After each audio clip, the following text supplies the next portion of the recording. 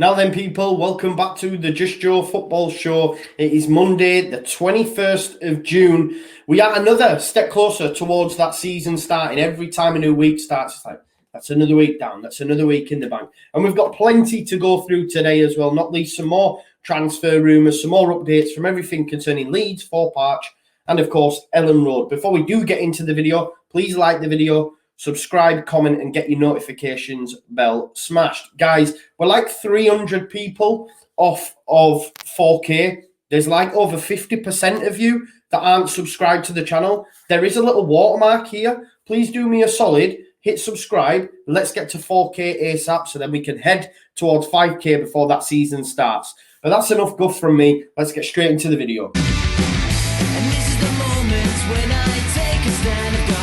Before we get into some transfer news for you today, guys, I just wanted to have a bit of a chat really about the transfer window as a whole. You know, I'm getting a few messages, some people concerned that we're not getting deals done, who we're going to sign, what we're going to sign. And there's been a great article put together by Graham Smith of the YEP, so I'm just going to go through the key bits of that. There's some really interesting stuff in there. The link is in the description as well for you to check that article out if you want to. But let's remember, guys, the window has only been open 11 days. Yes, there are no new faces yet at Elland Road, but we're not being left behind.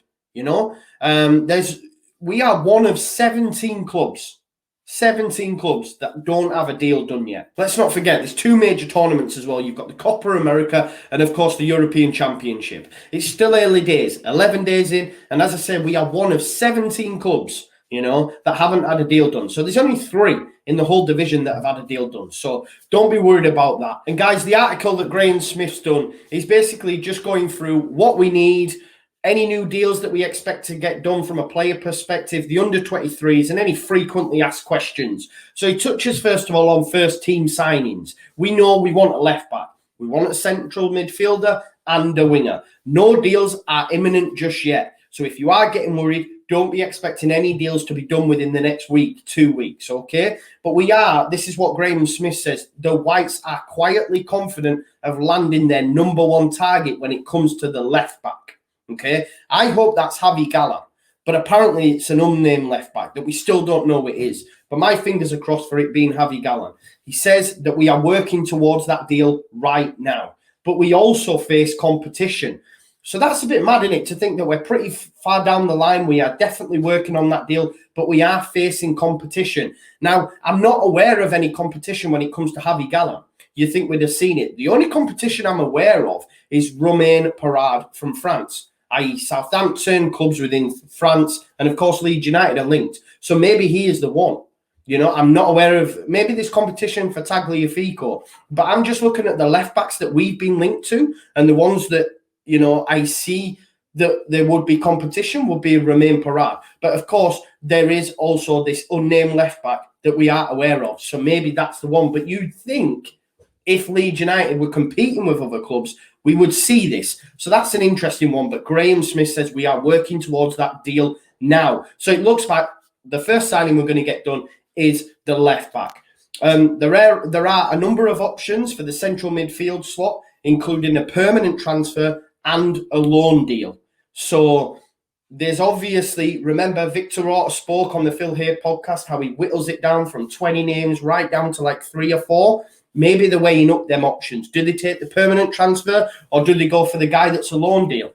Again, I don't have a clue who these midfielders are. My pick would be Mateus Pereira, but we'll have to wait and see. But it looks like it could be a loan with a view to buy or a permanent deal. So watch this space on the midfielder. He did say that Fulham's Harrison Reed, one of the most recent names to be linked with an Elland Road move, is not on the list of likely targets. So anyone interested or wanting us to get Harrison Reed done, doesn't look like that's going to be a mover. However, Leeds hope to get the midfielder deal done relatively quickly. So we're working on the left back. We're far down the road. We're facing competition. We're confident of getting the midfielder and getting it done pretty quickly. Now, a report, and this is just a side to Graham's article. I seen yesterday, or I was tagged in something on Twitter. Big shout out for the lad that did that for me. A guy who works for Fenerbahce TV tweeted out that in Turkish, may I add, it's been converted into English, but he said the team assigned by Leeds United's sporting director, Victor Orta, for the European Championship will be at the Turkey-Switzerland game today to watch Ozan Tufan and OK Yukoslu. Now, we've spoke about Yukoslu before, obviously was on loan at West Brom. I don't know much about Tufan, but both play a similar sort of role. Both could be done relatively cheap. And he's saying the team that was put together by Victor Orta, i.e. scouts who will go to certain games, were apparently seen or were due to arrive at the Turkey-Switzerland game to get a look at Tufan and Yukoslu. Now, I didn't watch the game, unfortunately. Not unfortunately, it was Father's Day. I was spending time with my family, but Turkey have not had a great tournament, let's be honest. I mean, they were my sort of like dark horses. You know, I thought Yilmaz was going to be top scorer. They've been absolutely pants. Didn't get a single point. Got battered by Switzerland. So I'm not sure it's Tufan and Yukoslu were the two, but it's two names to be aware of. And obviously, Yukoslu has been mentioned before also. So that's their prospective midfielders we could be looking at. Back to Graham's article, though. He says, as I say, we hope to get that midfielder done really quickly. The signing of a winger may go a little further into the window, which doesn't close until August the 31st. So you might expect that this winger could possibly miss pre-season. Now, we know that Noah Lang has been pictured already at Club Brugge doing his pre-season work. Someone pointed out to me yesterday on Twitter, Joe, it seems a little bit early for him to be doing that. Maybe he's getting in early with the prospect of moving on. I'm not sure, but Graham Smith expects the winger deal to go well deep into the window that, as I say, doesn't close till the 31st of August. We know that, for me, Victor Orta's number one man is Noah Lang. He's already in for pre-season. Maybe he's getting ready. Who knows? But we know for certain that this winger situation is going to rumble on, the Kuna one, the Noah Lang. So we'll have to wait on and see in that. But he did say, with potential market movement elsewhere still to fall into place and a final decision to be taken on who it is Leeds want to fill that vacancy. So they're still undecided. He did go on to say that Noah Lang is a player well liked by Leeds after a stellar season for Club Brugge and one of those among their possible targets. So it sounds to me like Noah Lang is someone Leeds United really, really want. As I say, he goes on, adding to the first team is the priority for Victor and his recruitment team, and the financial outlay of that business will then dictate what they do in terms of under-23s additions. So that's the first team covered for you guys. He then goes on to other first team business. Jack Harrison will complete a move from Manchester City as expected. Someone asked me about that in the comments the other day, but Graham Smith said, we will complete that deal as expected. Gianni Alioski, we spoke about yesterday. He's yet to decide his future, but the offer to stay put and sign a contract extension remains on the Elland Road table. I think Gianni's going to move on, guys, if he's been offered, the 40k a week that we've been discussing yesterday. And he says Tyler Roberts won't be the only first-team player to sign a new contract with Leeds. Patrick Bamford's long-term future is an item on the agenda, with one or two others expected to get new deals to reflect their Premier League status. You might see Calvin get a new deal. You might see Clicky get a new deal. Bamford, certainly. Jack Harrison. Ayling, for example. Those that have had stellar, seasons. Dallas, he'll be one. You'd be looking to get him on a new deal. Just as a show of faith, really, as well. They deserve it after their sterling performances. He then goes on to the under-23s and says, look, we're monitoring several young players, including Celtic defender Leo Hajeldi. Remember, the next Virgil van Dijk, we spoke about him just 2 days ago. We're plotting a recruitment drive for the under-23s and academy sides. A young goalkeeper is expected, which for me will be Darrell Ombang, England's future number one, who's currently at Bradford City. A centre-half, which you hope will be Leo Hajeldi, and potentially a couple of midfielders. As I say, we've been linked with the guy from Birmingham City as well. Some of those on the radar of head of emerging talent, Craig Dean, will be able to move to Leeds for relatively low compensation costs, while others like Hajeldi would require fees. So finalising the first team signings will give the club a lot more of an idea of what business they can do at under 23 level. So provided we get our targets, and there's money left over, then we can go sign a Leo Hojeldi. If not, we'll look elsewhere. I'm assuming that's what he's saying to that. There will be players heading out. Ryan Edmondson has already inked a season-long loan to Fleetwood Town. Ollie Casey is expected to finalise a permanent move to Championship New Boys Blackpool, as we, broke on Daily Leeds after the West Brom game. Alfie McCalmont's season is likely to be spent away from the club, with a loan to a League One side, the likeliest outcome. A decision on Robbie Gott's immediate future is yet to be taken. I know he's on holiday. A key thing in this as well, guys, a lot of the under-23s have seen what Pascal Strout's done and how he's, coming to the side rather unexpectedly, let's be honest, and made himself a bit of a mainstay. That's give a lot of the under-23s a real vigour to want to come in and stay. And Niall Huggins apparently is one of them who is preferring to stay put than head out on loan. So maybe they've given an option. I know Robbie just wants to play football. Alfie will be the same. Ryan Edmondson knows he's not going to get a chance. Otherwise, he'd have had it already.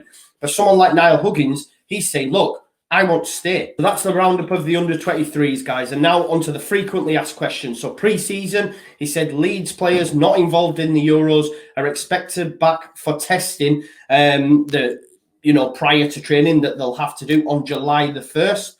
Friendlies won't kick off until Tuesday, July the 27th, when Leeds face Guiseley, as we spoke about the other day. We then go to Blackburn, and on Friday, July the 30th, we head down to Fleetwood to take on Simon Grayson and Ryan Edmondson, and I know a few other players have moved there. A friend of mine, Tom Clark, as well, has gone there. So we'll go there on Friday to face Fleetwood. He finally touched on the kit as well and said, look, no date has yet been confirmed for the release of the new kit, but it is likely to happen next month rather than in June. He's already told us as well that first team players Calvin Phillips, Robin Koch already took part in the promotion shots for that before they head off to the Euros. That was done at the Doubletree by Hilton Hotel in Leeds City Centre before they went. So the pictures, everything's already been done. It's due to be released in July. A lot of information there covered in that article, guys, but hopefully it gives you an idea of what's going to happen, when it's going to happen. I think it's really worth knowing that information. The full article is in the description if you want to check that out.